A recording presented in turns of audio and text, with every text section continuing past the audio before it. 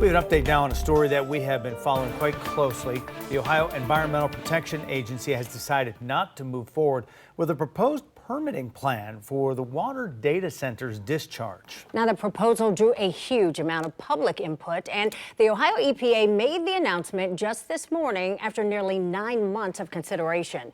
10 TV's Doug Petcash joins us now live from Dublin with the decision and the reaction to it. Doug?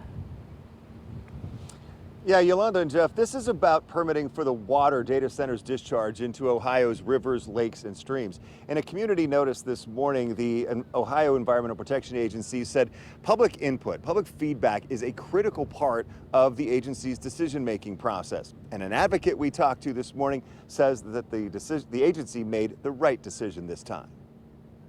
Amy Swank has followed data center development closely since one was built near her neighborhood several years ago. I think the Ohio EPA made the right call to protect Ohioans. I think doing them on an individual basis is what makes sense, and a blanket permit really exposed Ohio and our citizens to risks that weren't necessary. Back in October, the Ohio EPA first proposed a general permitting process for water discharge that would have applied to all data centers statewide. In a community notice Tuesday morning, the agency announced the individual permitting process it currently uses is the most appropriate path forward. The agency said, after carefully reviewing the significant volume of public comments received on the draft general permit for data centers, Ohio EPA has decided not to move forward with finalizing the general permit.